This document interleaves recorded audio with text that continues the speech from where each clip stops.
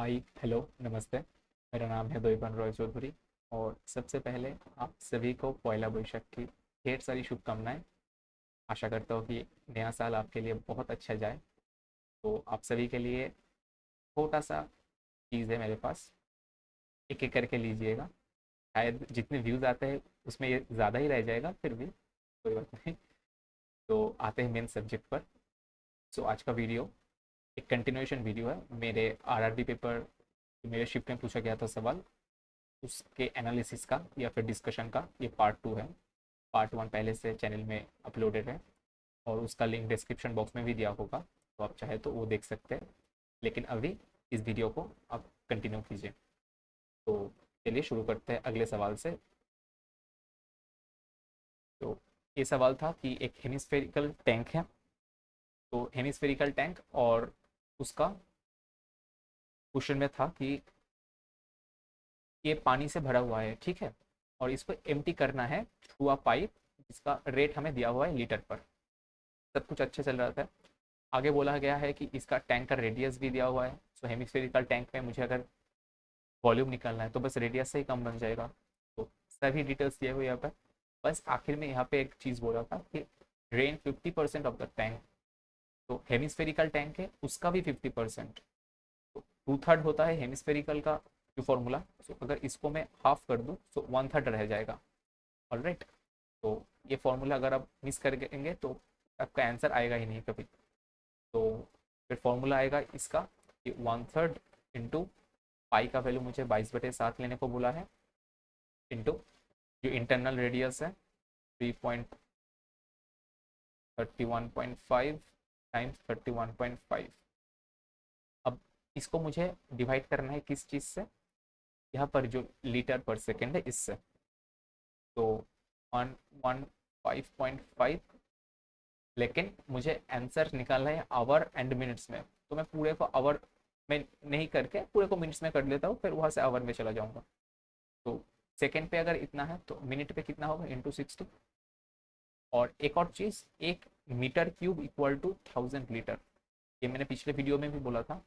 इस कंसेप्ट से मुझे मेरे शिफ्ट में दो सवाल मिले थे। तो अच्छे चांसेस है कि यूजी में या फिर सीबीटी 2 में भी आपको इस कंसेप्ट से क्वेश्चंस आने आ सकते हैं। तो चलिए अभी वो करते हैं।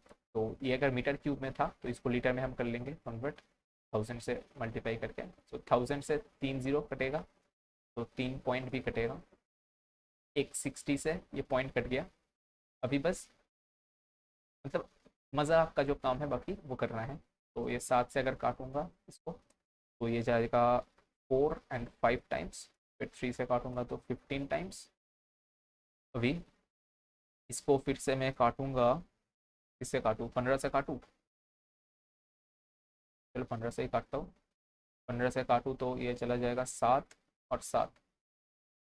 फिर 11 से काट देता हूँ, 11 से ये 2 टाइम्स, 11 से 7 टाइम्स। All right. फिर इसको 2 से काटूँ, 3, 21 आ रहा है। तो सेपरेटली ही, ओके एक साथ ही काट देते हैं ना, 21। तो एक बार 21 आएगा, फिर 105 दैट इज 15। All right. तो इसको मुझे अभी मल्टीप्लाई करना है। इतना तो समझ में आ रहा है कि अंत में डिजिट 5 आएगा। तो ये 48 वाला कभी आंसर होगा ही नहीं। तो इसको अभी हम मल्टीप्लाई करेंगे 15 से। 15 से करने से अच्छा है कि 3 से कर लूँ, फिर पूरे को 5 से कर लूँगा तो ओरली हो जाएगा आसानी से। तो ये 5, 3, 9 टाइम्स 5। अभी मैं इसको यहाँ पर ही 60 से डिवाइड करके डायरेक्ट आवर में लेके आ सकता हूँ, लेकिन पहले मल्टीप्लाई कर ही लेता हूँ। सो 5 times 5, 5, 25, 7 and then okay.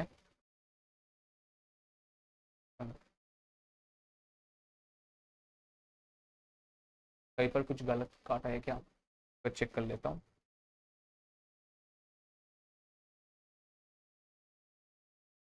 Okay ये 45 होगा ना। हाँ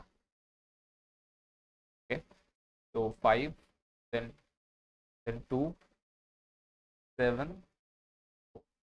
अभी इसको अगर 60 से भाग करूंगा तो 7 तो पहले बार जाएगा, वो तो पता चल ही रहा है। 7 घंटा क्योंकि है सभी में, 70 के ऊपर ही है सभी। तो 7 से करूंगा तो ये, फिर 5, 2, 5, 8 टाइम्स जाएगा, 6, तो 60 से इसको गुना करूँगा तो ये आएगा। तो ये 45 जो रहेगा ये मिनट, तो 45 मिनट से एक ही ऑप्शन था, 78 आवर्स एंड 45 मिनट्स। ये थोड़ा कैलकुलेटिव था मेरे शिफ्ट में, शायद यही सवाल था जो कि थोड़ा कैलकुलेटिव नेचर का था, और इसको मुझे लगा नहीं कि कोई और शॉर्ट ट्रिक से कर सकता था, क्योंकि ऐसा कुछ दिया नहीं था आउटराइट, सो इसको करके ही करना था पूरा। तो next one is this question, ये अगर आप पूरा प्रॉपर वे में करने के चले गए तो ये आपको बहुत टाइम कंज्यूमिंग ले लेगा, लेकिन मैं एक आपको ट्रिक बताता हूँ। तो ये क्वेश्चन कह रहा है कि फिश फिश के पास कुछ पैसे है, ठीक है, फिश के पास इतने पैसे है, इसको इसको इस अमाउंट को दो लड़कों में बांटना है, ठीक है। ऐसे उनका नाम है क्या, वीर और नितिन, राइट। और उन्होंने और कृष्ण ने कहा है उनसे कि इसको ना कंपाउंड इंटरेस्ट पे इन्वेस्ट कर देना। तो मुझे बस देखना है कि इसका रेट कितना है। यहाँ पे 10% दिया हुआ है, सो 10 का फ्रैक्शन वैल्यू होता है 1/10, ठीक है। तो 1/10 मतलब 10 से चीज 11 हो रहा है, यही है 10% कंपाउंड इंटरेस्ट का मतलब। अभी क्या बोला है, it is observe that weeds investment after 14 years और नितिन का इन्वेस्टमेंट आफ्टर 15 ईयर्स। तो एक चीज आप देखिए, अगर सेम अमाउंट हो रहा है, एक का 14 साल बाद, एक का 15 साल बाद, ये जो 15 साल वाला है इसको अमाउंट कम मिला होगा, इसीलिए 1 साल ज़्यादा जाने के बाद उसको जो इंटरेस्ट 1 साल का मिला था वो ऐड हुआ, फिर जाके इक्वल हुआ दोनों। तो ये जो जिसको 14 साल टाइम मिला था उसका अमाउंट ज़्यादा है, उसको 15 साल मिला था उसका अमाउंट थोड़ा कम है। हमें बस देखना है, अगर यहाँ पे 13 और 15 होता तो 2 साल का गैप होता, लेकिन यहाँ पे अगर 14 और 15 है, 1 साल का गैप है, टू दी पावर 1, और रैदर 15 - 40। अगर यहाँ पर साल का अंतर आ जाएगा तो बस आपको पावर में अंतर करना है, बाकी जो रेशियो आएगा इस रेशियो में ही डिवाइड करना है। 10 किसका होगा, 10 होगा जिसके पास टाइम ज़्यादा है उसको कम मिलेगा, और 11 मतलब ज़्यादा किसको होगा, जिसके पास टाइम कम है। तो यहाँ पर पूछा है किसका, नितिन का पूछा है। तो नितिन का क्या है, नितिन इन्वेस्टमेंट आफ्टर 15 ईयर्स, मतलब नितिन के पास समय ज़्यादा है तो उसको कम पैसे से भी कम चल जाएगा, तो इसको ये जो रेशियो आएगा ये है नितिन का शेयर। अभी टोटल मनी 11 और 10 का रेशियो में डिवाइड हुआ होगा, यानी कि टोटल अगर 21 रेशियो था उसका वैल्यू क्वेश्चन में दिया हुआ है ये। मुझे क्या निकालना है, मुझे 10 का वैल्यू निकालना है। तो इसको 10 से मल्टीप्लाई करके 21 से अगर भाग दूँ तो ये 21 से कितने बार चला जाएगा, 6 बार चला जाएगा, 126, 126 और 1 4 7, 7 बार जाएगा, तो 670। तो 670 इज द आंसर। चलिए नेक्स्ट क्वेश्चन पे चलते हैं। यहाँ पर मीन प्रोपोर्शन बोला है, तो मीन प्रोपोर्शन के लिए कुछ लोग ट्रिक्स यूज करते हैं कि x square equal to this time this. मुझे इतना पता है कि मीन प्रोपोर्शन मतलब इन दोनों के बीच में आएगा और रेशियो दोनों से करेगा। तो 15/x equal to x by, क्योंकि ऐसे अगर आप याद रखेंगे ना तो अच्छी चीज़ ये है कि बस एक ही लाइन करके आप आ जाएंगे, लेकिन अगर यहाँ पे फोर्थ प्रोपोर्शन या फिर थर्ड प्रोपोर्शन बोलता तो आप तब थोड़े घबरा जाते कि क्या बोल रहा है भाई, ये तो कैसे करेंगे, क्या था फॉर्मूला, ये था वो था। तो इसीलिए मुझे ये अच्छा लगता है करने में। एक्स स्क्वायर आएगा कितना, 15 टाइम्स 72.6। अभी 15 में एक 3 का मल्टीपल है, ये मुझे दिख गया कि एक 3 का मल्टीपल एक है, तो आंसर 28 और 32 तो कभी हो ही नहीं सकता था, तो आइदर 33 होता और 36 होता। चलिए इसको थोड़ा ब्रेक करके लिखते हैं, टाइम्स दिस, ओके। तो मुझे अभी यहाँ से अगर मैं 2 कॉमन ले लूँ, ये कितना आएगा 36.3। तो मुझे 3 को भी होल स्क्वायर करना है, क्योंकि अगर एक्स से स्क्वायर से मुझे एक्स पे आना है तो पूरे को मुझे रूट करना पड़ेगा। तो this is 3 times 5 times 2 times, या फिर अगर 3 कॉमन ले लो 0.1, तो 5 और 2 मिलकर 10 आ जाएगा, 10 से एक पॉइंट कैंसिल हो गया, तो 3 टाइम्स 11 एक्स का वैल्यू आ जाएगा, तो दैट मीन्स 33।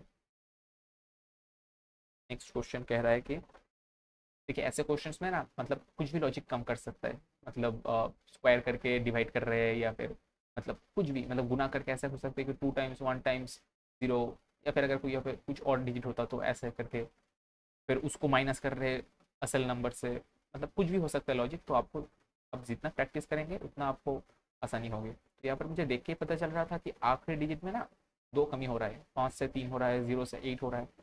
तो मैंने सोचा कि ये तो पक्का पक्का कुछ माइनस का ही फंडा है। तो मैंने एक चीज़ को माइनस करके जब देखा, मुझे दिखा कि यहाँ पर 62 का गैप है। सेकेंड में मुझे बस कंफर्म करना है कि ये मैं सही देखा है कि नहीं।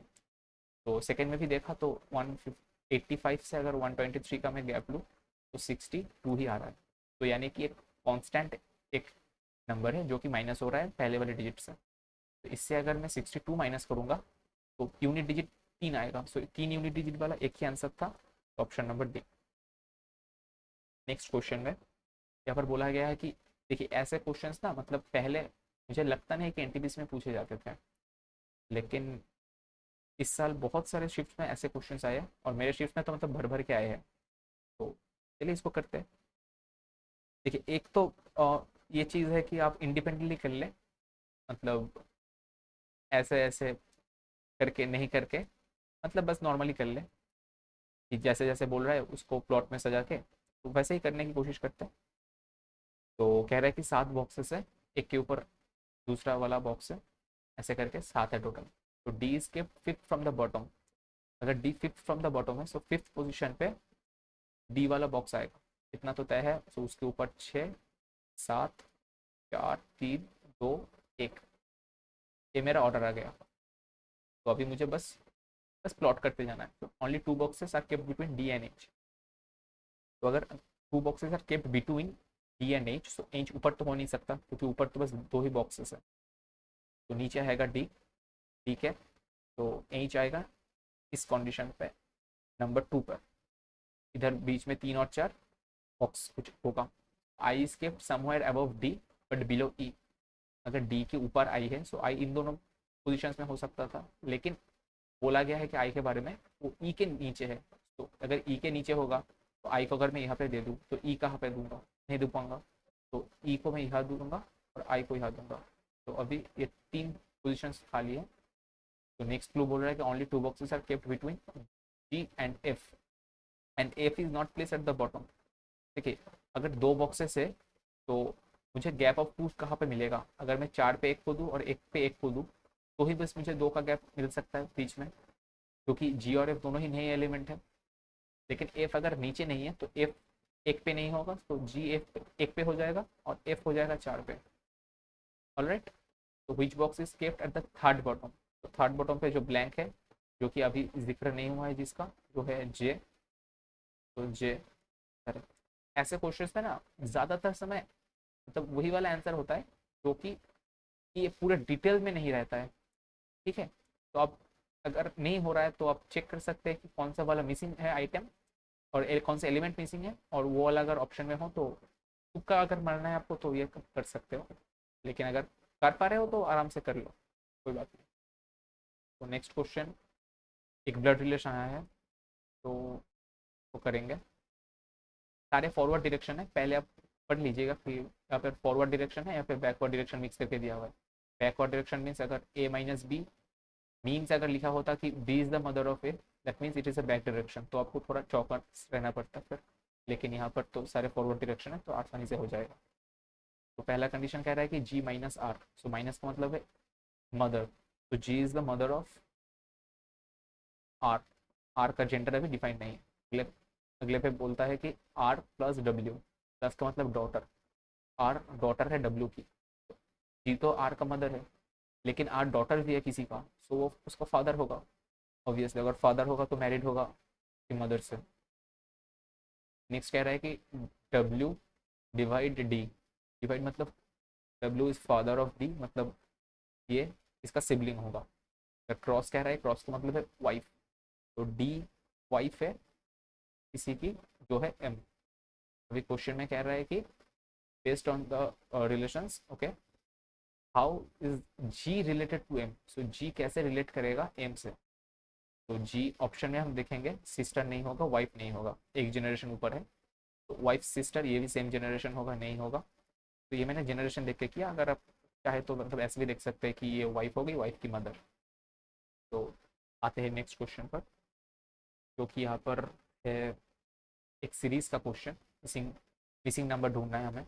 तो 56 से 58, ये 2 का गैप है, यहाँ पर 3 का गैप है, यहाँ पर 5 का गैप है, यहाँ पर 7 का गैप है। ये आपको देख के पता लगना चाहिए कि ये प्राइम नंबर है। आगे वाला प्राइम नंबर होगा 11 और नंबर होगा 84। सो ये वाला क्वेश्चन थोड़ा कैलकुलेटिव था, लेकिन कैलकुलेशन ना करके मैं आपको ये क्वेश्चन करके दिखाऊंगा। मतलब बिल्कुल ही नहीं कैलकुलेशन ऐसा नहीं, लेकिन जितना कम से कम हो सके। तो पेपर कह रहा है कि in an election between two candidates 86% of the registered voters cast their vote. तो मैंने मान लिया, यहाँ पर पूछा भी ये है ना कि how many voters were registered, तो आपको पहले देख लेना है कि पूछा क्या है। तो मैंने सोचा कि मैंने मान लिया कि एक्स वोटर्स रजिस्टर्ड है, ठीक है, उनमें से 86% ने वोट दिया, 86/100। ऑलराइट, आगे बोल रहा है कि 20% of the votes polled were found invalid. अगर 20% इनवैलिड हो गया, 80% तो वैलिड रहेगा ना। ऑलराइट, आगे बोल रहा है कि winning candidate got 50% of the valid votes and won the election by a margin of something. Alright, winning candidate को 50% वोट मिला। अभी अगर 2 ही कैंडिडेट्स खड़े थे और एक को 55% मिला था वैलिड वोट्स का, वैलिड वोट्स को मैं यहाँ पे 100% मान लूँ, एक को अगर 55% मिलेगा तो दूसरे को 45 मिलेगा। इन दोनों का डिफरेंस कितना होगा? 10%। तो 10% ही होगा जो मार्जिन से जीतेगा आदमी। इसका वैल्यू 3010। ये था मेरा टोटल 100%। इसका 10% करूंगा तो 10/100। इसको बोला गया है कि 3010। भाई मुझे पूछा है गया है कि x क्या होगा। ऐसा हो सकता है कि आप पूरा मतलब देख ले कि कैसे क्या खुद से क्या कटेगा, फिर गुना करके डिवाइड करके करें, या फिर आप डिजिटल सम यूज़ कर लिए यहाँ पे। तो डिजिटल सम इसका क्या आएगा? 14 यानी कि 5 इंटू 8 इंटू 1 इक्वल टू 4, और यहाँ पर x, तो ये आ गया 40 मतलब 4x। सो 4x का अगर 4 आ रहा है सो x का आ जाएगा 1। तो जिस भी ऑप्शन में डिजिट सम एक आ रहा है वो आंसर हो जाएगा। अगर दोनों में आ गया तो लंका लग जाएगी। तो चलिए चेक करते। तो यहाँ पे आ रहा है 7 और 7 14, 14 और 4 18, मतलब 0 आ रहा है, नहीं होगा। ये 7 3 7 21, 21 मतलब 3 आ रहा है, ये भी नहीं होगा। फिर 7 और 7 14 और 6 20 मतलब 2, नहीं होगा। यहाँ पर 7 और 7 14 और 5 19, 19 का मतलब 1। तो ये वाला आंसर हो गया। चलिए नेक्स्ट क्वेश्चन पे। तो यहाँ पर बोला गया है कि कुछ आर्टिकल्स है जो कि जिनका प्राइस दिया हुआ है 280, 180, 115, और उनका जो रेशियो है आर्टिकल्स का, जो नंबर्स ऑफ आर्टिकल्स परचेस्ड है वो भी दिया हुआ है रेशियो। तो मैं एक काम करता हूँ कि यहाँ पर 280, ओके। सो क्यू का पूछा है ना, बस क्यू मतलब ये जो 2 वाला रेशियो है इसका वैल्यू पूछा है। तो इसका मैं एक तो एलिमिनेट कर सकता हूँ कि 3 तो होगा ही नहीं, क्योंकि पॉइंट में तो आएगा नहीं, पॉइंट में चीज़ें खरीदी हो। तो 2 का वैल्यू 3 कभी आ ही नहीं सकता, बाकी तीनों में से कुछ होगा। तो चलिए देखते हैं। तो यहाँ पर अगर टोटल कॉस्ट कितना लगा है, ई का टोटल कॉस्ट कितना है 280 टाइम्स 4, क्यू का टोटल कॉस्ट है 180 टाइम्स 2, और आर का टोटल कॉस्ट है 115 टाइम्स 7।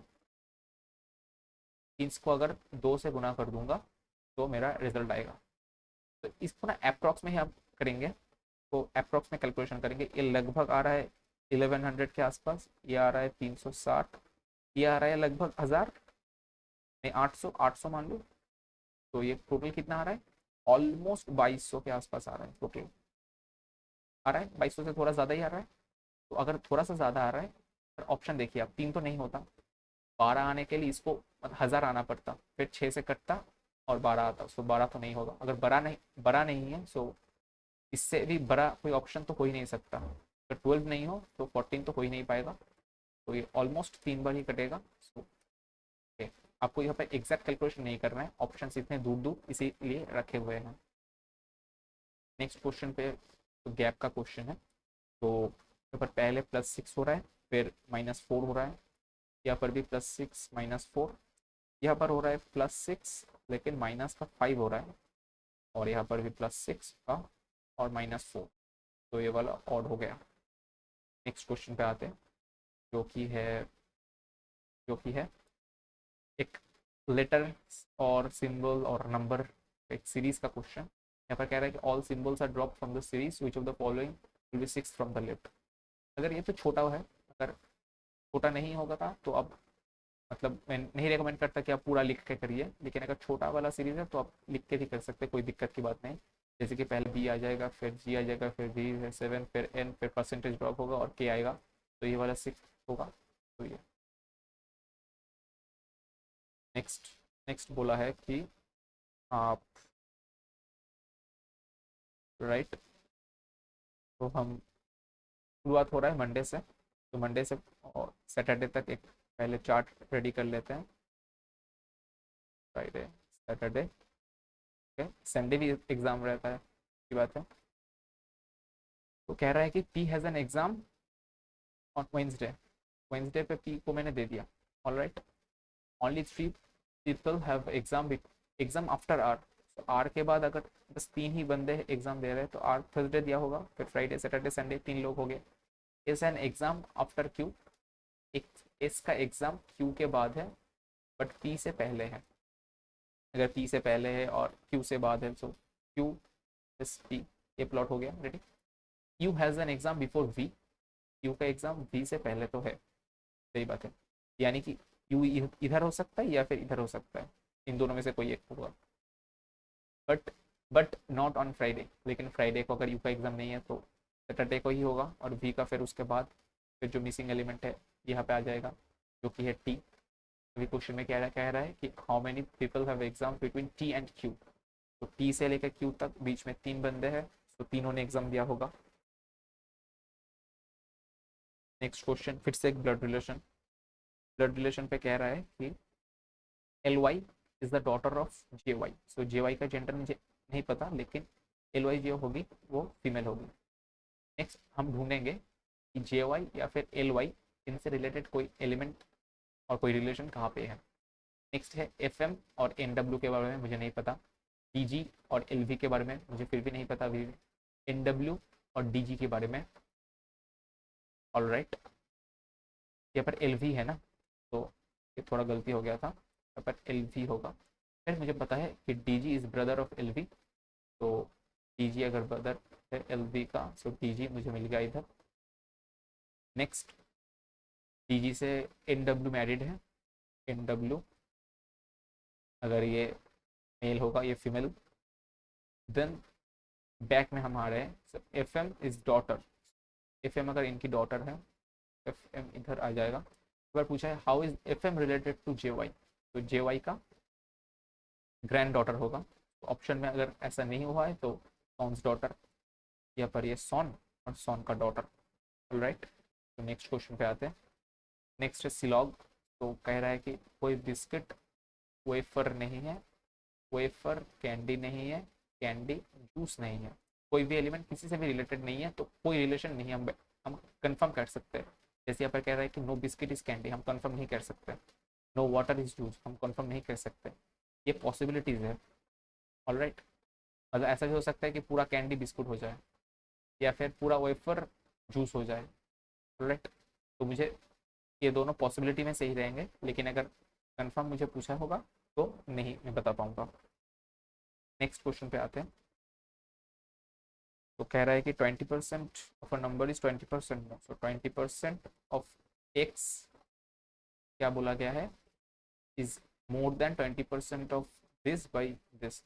170 ज़्यादा है 20% ऑफ दिस, यानी कि 1 1 2 4 से, ये टोटल कितना आ जाएगा 394। ऑल राइट, आई थिंक यहाँ पर 2 आएगा, 294। तो अगर 0.2x होगा ना, तो 0.2 से इसको मैं अगर काटूंगा तो 147 आएगा, मतलब 0.1x ये है, सो इस पर काटूंगा तो एक 0 आएगा। Option number B.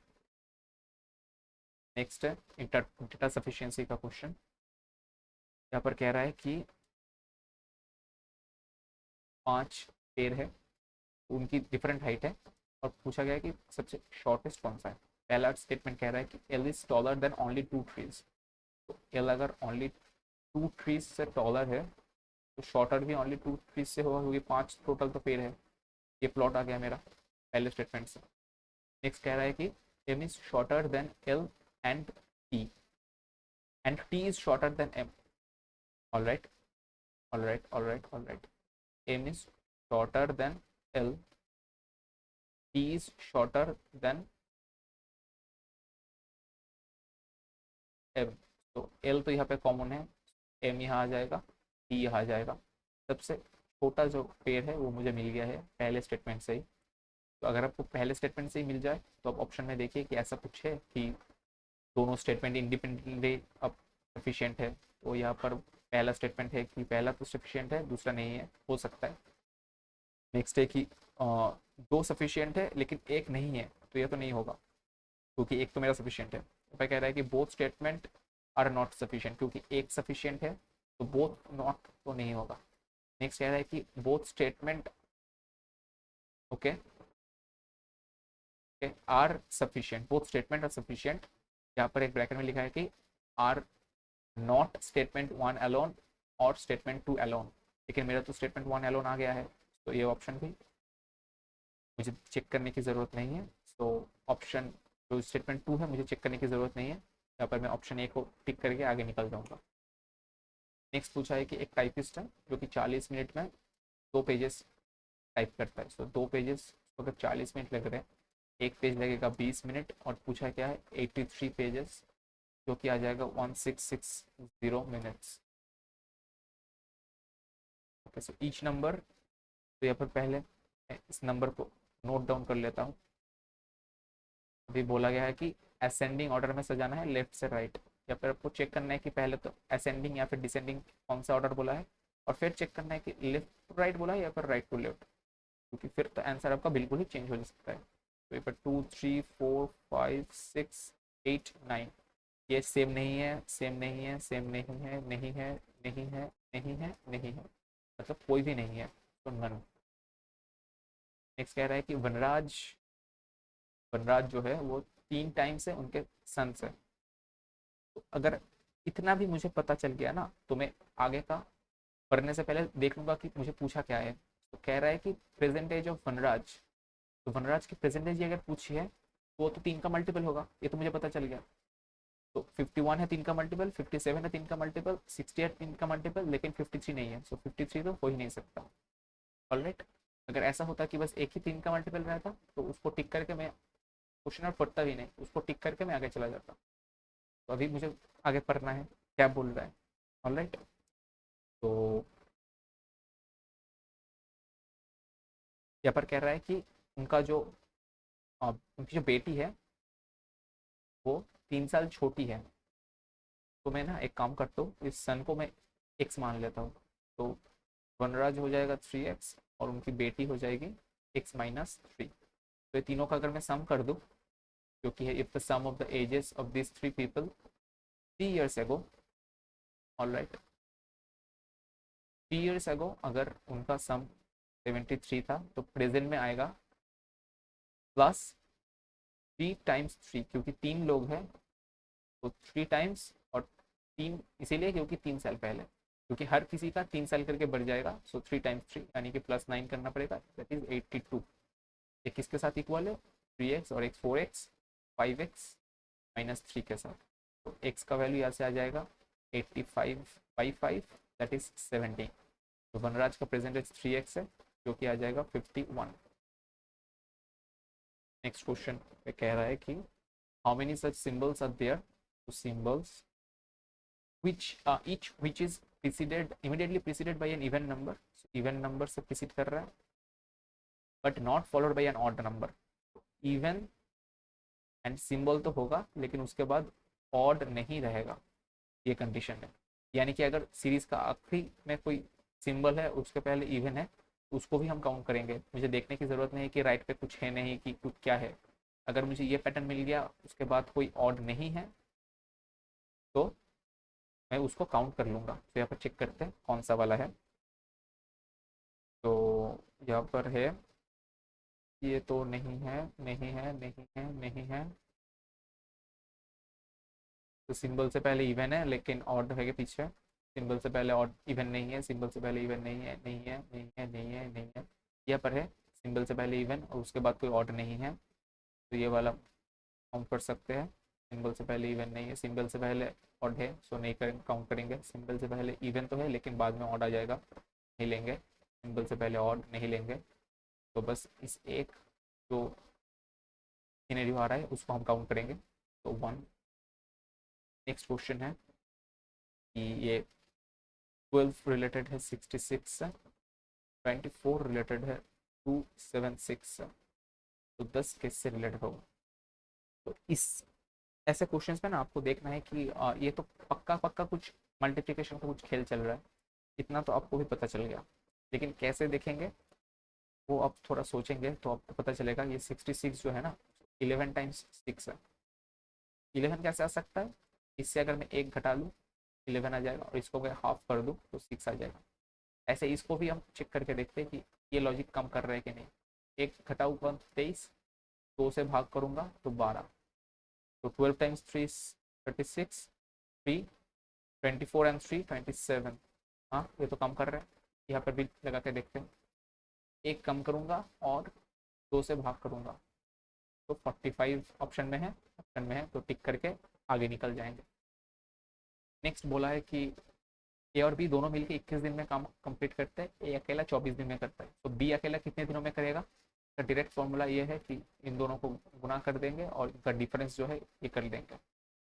ऑलराइट, अब ये बोला गया है कितना कि इसका 3/4 काम मुझे करवाना है बी से। तो 3/4 अगर पूरा एक जो पार्ट है वो करने में अगर इतना टाइम लगेगा तो 3/4 करने में इंटू 3/4, तो 3 से 3 कटेगा, ये 6 आएगा। So 1 to 6 option number B tick करके आगे चले जाएंगे। नेक्स्ट कह रहा है कि सम टार्टल्स और रैबिट्स, कुछ टार्टल रैबिट है, कोई भी रैबिट ईगल नहीं है और कोई भी रैबिट पिग नहीं है। अच्छी बात है, बहुत अच्छी बात है। तो कंक्लूजन में बोला है कि no turtle is an eagle. Turtle और ईगल रिलेटेड ही नहीं है, तो नो ऑल सम हम कुछ नहीं कह सकते। नेक्स्ट बोला है कि सम पिग्स आर ईगल। पिग और ईगल रिलेटेड नहीं है, फिर से एक ही चीज, नाइदर नॉर।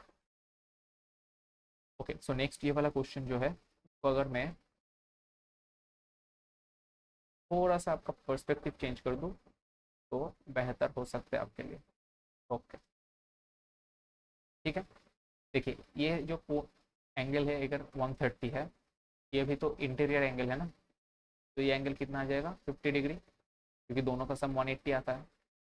और ये एंगल अगर 50 है तो ये एंगल कितना आ जाएगा 50 डिग्री, तो टोटल मिला के 100। ऑलराइट, कहा गया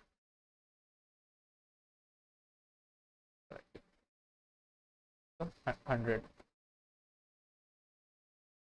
नेक्स्ट नेक्स्ट बोला गया है कि एंगल बी 90 डिग्री है। एंगल एक यहाँ से देख के पता चल रहा है कि 45 डिग्री ही होगा, तो कॉसेक और सेक दोनों का √2 करके होता है वैल्यू 45 पे, तो 2 आ जाएगा। ओके, सो यहाँ पर एक सिंप्लीफिकेशन है। 37c मतलब प्लस, 32a मतलब डिवाइड, 2d मतलब माइनस, 9d मतलब टाइम्स 18, और यहाँ पर 16, तो -2 करेंगे 37 से, सो 35 आ जाएगा, जो ऑप्शन पर है। नेक्स्ट क्वेश्चन पे चलते हैं। नेक्स्ट क्वेश्चन भी थोड़ा सा ना मुझे कैलकुलेटिव लगा, और इसका कुछ ऐसा सच मतलब शॉर्टकट मुझे नहीं मिला। तो ऐसे जब आपको मीन निकलना पड़ेगा, तो क्लास का हम जो मिड पॉइंट है उसको हम ट्रीट करेंगे। तो this are the mid points.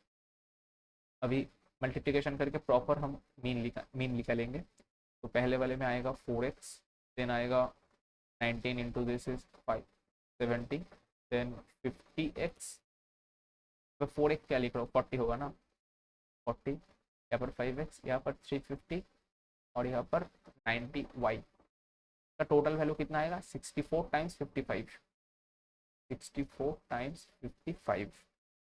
तो यहाँ पर मैं एक काम करूँगा, वो काम है यहाँ पर 10 हर जगह से डिवाइड कर दूंगा, यहाँ पर 4, यहाँ पर 57, यहाँ पर 5, यहाँ पर 35, यहाँ पर 9y। और यहाँ से अगर मैं 10 निकालना चाहूँ, यहाँ से 5 निकालूंगा 11 रहेगा, यहाँ से दो निकालूंगा तो 32 रहेगा। तो 2 और 5 मिलके 10 चले गए। ऑलराइट, तो इसको मल्टीप्लिकेशन करने पे आएगा 352। तो 5x प्लस 9y का वैल्यू कितना आएगा, कितना माइनस ये होगा 61, तो 96 को अगर माइनस करेंगे तो 254 से 252 से 4 ज़्यादा यानी कि 256। तो एक और कंडीशन जो है कि x और y से निकालना है, तो इसको अगर प्लस करेंगे 23, 28, 28 से ये माइनस करूँगा तो 36, तो x प्लस वाई 36 है। और एक इक्वेशन आया है मेरे पास 5x प्लस 9y 256 है। इसको 5 से अगर मल्टीप्लिकेशन में करूँगा तो आएगा 5x प्लस 5y इज 180। तो यहाँ से 4y का वैल्यू आ जाएगा 76 यानी कि y आ जाएगा 19, तो x आ जाएगा 17। फिर हम बैठा देंगे जो हमारा क्वेश्चन में मांगा है 7x plus 5y that is 17 into 7 plus 19 into 5, यहाँ पर ये आ जाएगा 119 और ये आ जाएगा 95, तो 214 नंबर बी। तो ये नेक्स्ट जो क्वेश्चन था ये थोड़ा मुझे नहीं, मेरे ख्याल से मेरे पूरे बैच में जितने भी एग्जाम दिए हैं उनको थोड़ा कंसेप्चुअली स्ट्रॉन्ग होना पड़ेगा इस क्वेश्चन को सही से अटेम्प्ट करने में। तो यहाँ पर कह रहा है कि the highest common factor of two numbers is 1/5 of the first number. देखिए फर्स्ट नंबर को मैं फर्स्ट लिख रहा हूँ, सेकंड नंबर को सेकंड लिख रहा हूँ, ठीक है। तो कह रहा है कि एचसीएफ आपका जो होगा, तो वो कह रहा है कि तो पूरा क्वेश्चन पहले पढ़ लेते हैं। तो HCF is a 2 digit prime number, यानी कि एक इंटीजर है। इतना तो तय है कि जो भी एचसीएफ है वो इंटीजर है। अभी अगर मैं किसी नंबर को 1/5 कर रहा हूँ और इंटीजर मिल रहा है तो ये तो 5 का मल्टीपल है ना, इतना समझ में आता है, ये 5 का मल्टीपल है। नेक्स्ट को मैं क्या कर रहा हूँ, सेकंड नंबर को 1/3 कर रहा हूँ। अगर 1/3 कर पा रहा हूँ और फिर भी इंटीजर बच रहा है तो 3 का मल्टीपल रहा होगा। ऑलराइट, और इन दोनों में से कॉमन क्या आया था, कॉमन आया था एक 2 डिजिट प्राइम नंबर। तो 5 और 3 के अलावा एक 2 डिजिट प्राइम नंबर मैं मान लेता हूँ 11, मैं मान लेता हूँ, ठीक है। ऑलराइट, अभी क्या कह रहा है कि HCF of the 3 times of the first number. अगर इसको मैं 3 टाइम्स कर दूँ और सेकेंड नंबर 5 टाइम्स कर दूँ तो दोनों में से तो ये जो 3 टाइम्स 5 ये भी कॉमन आ जाएगा एचसीएफ में नेक्स्ट टाइम। तो पहले से एक था, अभी और दो आगे, तो टोटल 3 प्राइम नंबर्स होगा में जो दो नंबर्स है उनका एचसीएफ। तो नेक्स्ट क्वेश्चन पे आते हैं। नेक्स्ट क्वेश्चन है एक रेशियो का क्वेश्चन जो कि 9/81 है 2.5/x के। यहाँ से x आएगा 9 टाइम्स दिस, तो ऐसे ही रखेंगे या फिर कर देते हैं 22.5। ऑलराइट, नेक्स्ट पे कह रहा है कि 3/6 इज 5/y। तो y का वैल्यू यहाँ से कितना आ जाएगा 10। अगर मैं यहाँ पर x/y करूँ तो 2.5/10, 25 से काटूंगा 4 बार, 25 से काटूंगा 9 बार, तो दिस ऑप्शन। नेक्स्ट कह रहे हैं कि how many such symbols are there which is immediately preceded by another symbol and followed by a number. So symbol symbol number, तो symbol symbol number एक मिल गया, symbol नहीं है symbol symbol, so symbol symbol number एक और मिल गया। फिर है इधर symbol symbol number, आगे है symbol। ऑलराइट, तो यहाँ पर ही खत्म हो गया। सो 3 इज माई आंसर। तो यही था आखिरी सवाल के साथ मेरे शीट में पूछे गए सारे सवाल का जो सोल्यूशन है वो मैंने करा दिया है। अगर आपके पास कोई भी डाउट है, कुछ भी डाउट है और कोई सजेशन हो या फिर कोई रिक्वेस्ट हो तो आप कमेंट में मुझे बता सकते हैं। कोशिश करूँगा कि आपको रिप्लाई देने की और उस चीज़ को इम्प्लीमेंट करने की मेरे अगले वीडियोस से। तो मिलते हैं अगले किसी वीडियो में, तब तक के लिए गुड बाय। और प्रैक्टिस करते रहे क्योंकि यूजी का डेट्स आ चुके हैं एग्ज़ाम्स के। तो ऑल द वेरी बेस्ट।